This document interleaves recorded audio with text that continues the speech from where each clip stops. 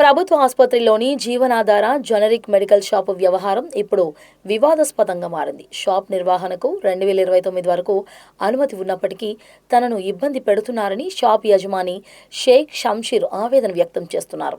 హైకోర్టులో కేసు ఉన్నప్పటికీ అధికారులు కోర్టు ధిక్కరణ చేస్తున్నారని వాపోయారు. అర్ధరాత్రి 3 గంటలకు షాపులు ఉన్నటువంటి 40 లక్షల రూపాయల మందులు బలవంతంగా తీసుకెళ్లారని తన బాధను వ్యక్తం చేశారు. గుంటూరు స్థానిక తూర్పు తహసీల్దార్ వాళ్లకు తొత్తులుగా వ్యవహరిస్తున్నారని మండిపడ్డారు. తెలుగుదేశం పార్టీకి చెందిన ఓంకార్ అనే వ్యక్తి ఇదంతా చేస్తున్నారని ఆరోపణ చేస్తున్నారు. ఉన్నతాధికారులు న్యాయం చేయాలని గుంటూరు జిల్లా కలెక్టర్ ముందు ధర్నా చేసిన బాధితులు ఎన్ఎస్యుఐ నాయకులు షేక్ కరీం మాట్లాడుతూ షంషీర్కు న్యాయం చేయాలని డిమాండ్ చేశారు. అనేటటువంటి మైనారిటీ సోదరుడు 2021 నుంచి గుంటూరు ప్రభుత్వ ఆసుపత్రిలో జనరిక్ మెడికల్ షాప్ను ఏదైతే జిల్లా మహిళా సమైక్య సంఘం ఉందో వాళ్ళ ఆధ్వర్యంలో ఈయన్ని తీసుకొని 23 సంవత్సరాల పాటు ఆయనకి అగ్రిమెంట్ చేయడం జరిగింది. 24 తర్వాత అగ్రిమెంట్ పూర్తి అవ్వడంతో మళ్ళీ 29 దాకా ఈయనే కొనసాగించాలి అని చెప్పేసి ఆ సంఘం పెద్దలందరూ కూడా నిర్ణయం తీసుకొని ఈయన్ని ఆయనకే మళ్ళీ ఇవ్వడం జరిగింది. దాని తర్వాత ఈయన 3 సంవత్సరాల నుంచి ఇప్పటి వరకు కూడా 4 సంవత్సరాలు సుమారుగా ఏ ఒక్క నెల కూడా డబ్బులు ఆపకుండా నెల నెల వాళ్ళ సంఘం అకౌంట్లో ప్రతి నెల ఆయన డిపాజిట్ చేస్తూ ఉన్నాడు. నేను సూటిగా సంఘం ఉన్నటువంటి అధ్యక్షురాలని గారిని ఒకటే అడుగుతూ ఉన్నాను, మీకు ఈయన వల్ల ఏమైనా మీకు రావాల్సినటువంటి నెల నెల ఆదాయం ఏమైనా ఆగిందా, లేకపోతే ఈయన మీకేమైనా సమస్యని చూపించాడా, సమస్య చేశారా అనేటటువంటి మాటను ఈ సందర్భంగా అడుగుతూ ఉన్నాను. ఎంఆర్ఓ గారు ఎవరో ఒక నాయకుడు ఓంకార్ అనేటటువంటి నాయకుడు మాటలు విని కొంతమందితో ఫేక్ ప్రచారాలు ఫేక్ వాళ్లతో పెట్టించి ఎంఆర్ఓ గారిని తీసుకొని వచ్చి అర్ధరాత్రి 2-3 దాకా కూర్చోబెట్టి కూడా ఆయన షాప్లో ఓనర్ గారు లేరు అని చెప్పేసి వాళ్ళ సిబ్బంది చెప్తా ఉన్నప్పుడు కూడా వినకుండా వాళ్ళు ఇష్టారాజ్యంగా భయపెట్టి మీరు ఖాళీ చేస్తారా లేదా లేకపోతే మీ అంతు తేలుస్తామనేటటువంటి మాటతో వాళ్ళను భయప్రాంతానికి గురి చేసి వాళ్ళ షాప్లో ఉన్నటువంటి 35-40 లక్షల రూపాయల సరుకుని కూడా ఇమీడియట్గా వాళ్ళు బ్యాగుల్లో ప్యాక్ చేసుకుని వాళ్ళ వెహికల్లోనే ఎక్కడికి తీసుకెళ్లారో కూడా ఇప్పుడు వరకు సమాచారం లేనటువంటి పరిస్థితి. దీని రోజు మెడికల్ షాపులో అనేకమైనటువంటి ఆయనకు ఉన్నటువంటి సంపదలను బయట అప్పులు చేసో లేకపోతే వేరే వాళ్ళ దగ్గర నుంచి తీసుకొని వచ్చి వాళ్ళు ఆ మెడికల్ షాప్ నడుపుతూ ఉన్నారు. కనీసం ఇంగిత జ్ఞానం కూడా లేకుండా వాళ్ళు ఇష్టారాజ్యంగా దౌర్జన్యంగా విచ్చలవిడిగా కూడా మేము చేసిందే చట్టం, మేము చేసిందే న్యాయం అనేటటువంటి ఉద్దేశపూరితంగా వాళ్ళు ఇష్టారాజ్యంగా వాళ్ళు ఉన్నటువంటి మెడిసిన్ మొత్తాన్ని కూడా బయటికి తీసుకెళ్ళినటువంటి మార్గమైనటువంటి విధానం.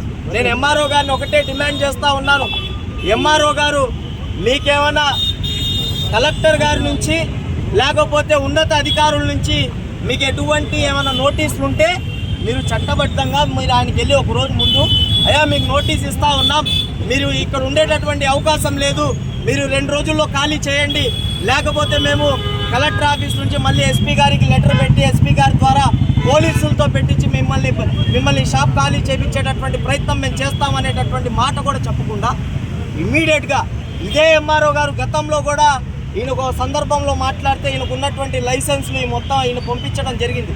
సరేగా నీకు 2029 వరకు కూడా అగ్రిమెంట్ ఉంది, నువ్వే కొనసాగిస్తావు, అగ్రిమెంట్ అయిన తర్వాత వాళ్ళ ఇష్టం, వాళ్ళు ఎవరికి ఇచ్చుకుంటారో వాళ్ళకే జరిగిద్ది అన్నారు. కానీ ఆ మాయమాటలు చెప్పి తర్వాత ఎవరో ఓంకార్ అనేటటువంటి వ్యక్తి నా మాటలు విని ఇష్టారాజ్యంగా ఎంఆర్ఓ గారు ఏంటంటే అర్ధరాత్రి 3 దాకా కూర్చొని ఈ విధంగా దౌర్జన్యం చేస్తారా?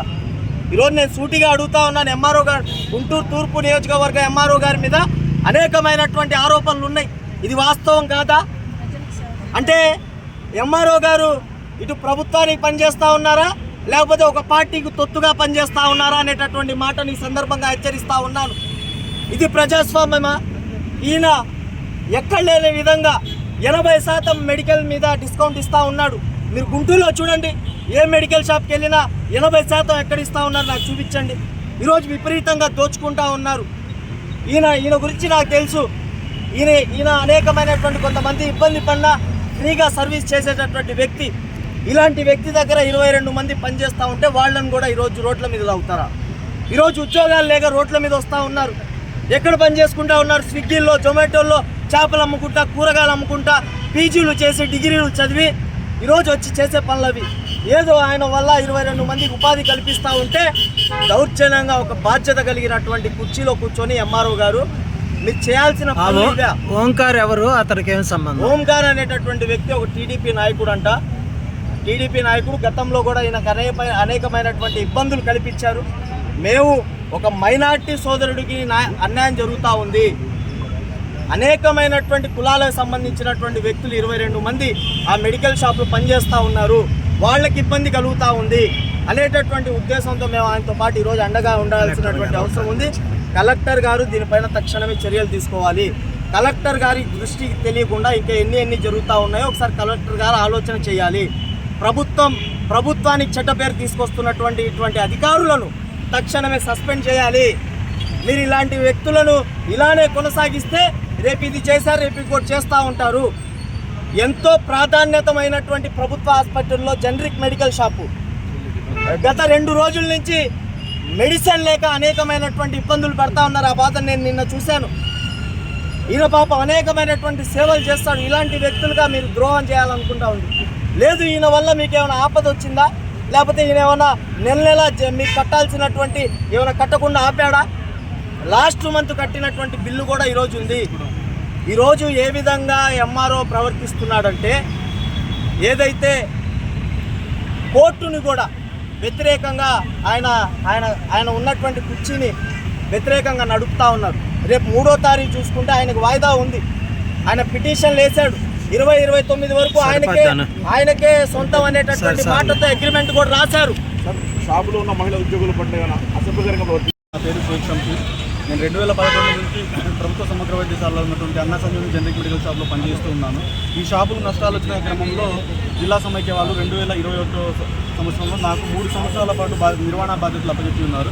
ప్రతి నెల ₹1,00,000 ఆదాయం ఇచ్చే విధంగా. అదేవిధంగా నేను చేసి నష్టాల్లో ఉన్న షాపుల్ని 3 సంవత్సరాలలో 36 లక్షల ఆదాయం ఇచ్చి ఉన్నాను. కాబట్టి నా టర్మ్ అయిపోయిన తర్వాత మరలా నేను చేసిన సేవలు మెచ్చుకుంటూ ఇంకొక 5 సంవత్సరాల పాటు అగ్రిమెంట్ని రెన్యువల్ చేసి నన్ను ఒక 5 సంవత్సరాల పాటు అగ్రిమెంట్ రెన్యువల్ చేసి నాకు మళ్ళీ తిరిగి బాధ్యతలు అప్పచెప్పి ఉన్నారు. ఇప్పటి వరకు కూడా సార్ నేను ఆ బాధ్యతను సక్రమంగా నిర్వహించి ఒక 62 నుంచి 70 లక్షల వరకు ఆదాయాన్ని జిల్లా సమైక్య సమకూర్చి ఉన్నాను.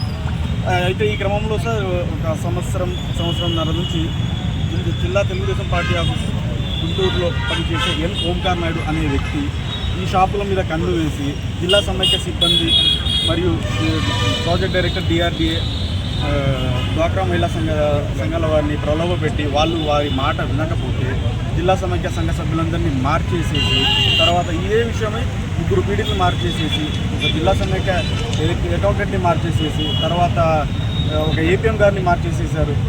అయినా కానీ ఇతనికి జరగట్లేదని చెప్పేసి నన్ను ఇంకా మానసికంగా షాపుల దగ్గరికి వ్యక్తులను పంపించి ఇబ్బంది పెట్టే కార్యక్రమం చేస్తూ ఉంటే నేను గౌరవ హైకోర్టుని ఆశ్రయించడం జరిగింది సార్. ఒక సంవత్సరం వాయిదాల నడిచిన తర్వాత లాస్ట్ మంత్ 26వ తారీఖున జడ్జిమెంట్ ఇచ్చిన్నారు. దాంట్లో కూడా ఏమి ఇచ్చిన్నారంటే సార్, పిటిషనర్ కేవలం భయంతో మాత్రమే హైకోర్టుకి వచ్చి ఉన్నారు. వీరు ఎటువంటి చర్యలు అంటే వాళ్ళు ఆన్ పేపర్ ఏమి చేయకుండా భయపెట్టి ఖాళీ చేయించాలని ట్రై చేస్తున్నారు సార్. సో మీకు భవిష్యత్తులో ఏమైనా ఫిఫ్త్ రెస్పాండెంట్ అయిన జిల్లా సమైక్య కానివ్వండి, మీరు ఎవరైనా ఇబ్బంది పెట్టి ఉంటే మీరు కోర్టును ఆశ్రయించి డైరెక్ట్ జడ్జిమెంట్ ఇచ్చున్నారు సార్. లోయర్ కోర్టునే వేయచ్చు, రిట్ అప్పీల్ వేసుకోవచ్చు అని చెప్పేసి నేను దాన్ని బేస్ చేసుకుని ఆల్రెడీ సివిల్ సూట్ వేస్తున్నాను. రిట్ అప్పీల్ నడుస్తుంది. ఇలాంటి క్రమంలో కూడా సార్ 28వ తారీఖు మొన్న రీసెంట్గా 28వ అర్ధరాత్రి ముందు షాప్లో లేని సమయంలో గుంటూరు ఈస్ట్ ఎంఆర్ఓ గారు, తర్వాత కొత్తపేట సిఐ గారు, తర్వాత ఇంకొంతమంది పోలీసు వారు, తర్వాత జిల్లా సమైక్య అధ్యక్షులు వాళ్ళు వీరందరూ వచ్చి నేను లేని సమయంలో నాకు సంబంధం లేకుండా నా షాప్లో ఉన్న సిబ్బంది భయభ్రాంతులకు గురి చేసి అక్కడ ఉన్న స్టాక్ మొత్తాన్ని వారి అనుచరులతో బస్తాల్లో కుక్కి తీసుకెళ్ళి ఎక్కడ తీసుకెళ్ళారో నాకు ఇప్పటివరకు సమాచారం లేదండి. అవి మెడిసిన్ అనేవి చాలా ఎమర్జెన్సీ మెడిసిన్స్ ఉంటాయండి. ఎమర్జెన్సీ వాటికి సంబంధించిన మెడిసిన్ అక్కడ ఉండాలి ఖచ్చితంగా. పేషెంట్లు ఇబ్బంది పడతారన్నా కూడా వినకుండా బస్తాలలో కుక్కి ఆటోలలో వేసుకుని తీసుకెళ్ళిపోయారు. ఈ మెడిసిన్ మొత్తం ఇప్పుడు ఎక్కడ ఉన్నదో కూడా ఇప్పటివరకు నాకు పూర్తి సమాచారం నాకైతే లేదండి. వాళ్ళు తీసుకెళ్లారు. నాకు 2029 వరకు నాకు షాప్కి అన్ని లైసెన్సులు నాకు అందుకులు ఉన్నాయి. 2029 నన్ను కొనసాగించారు. ఇంతమంది ఎంప్లాయీస్ పనిచేస్తున్నారు, వాళ్ళందరికీ ఉద్యోగ భద్రత కల్పించారు. ఇప్పుడు సార్ నేను డ్యూటీలో లేను, నైట్ టైంలో వచ్చాను. 24 అవర్స్ రన్నింగ్. వాటి వాల్యూ ఎంత ఉంటుంది? వాల్యూ మేడికి 40 లక్షలు నాకు దానికి సంబంధించి అన్ని వచ్చారు. Receipt bills system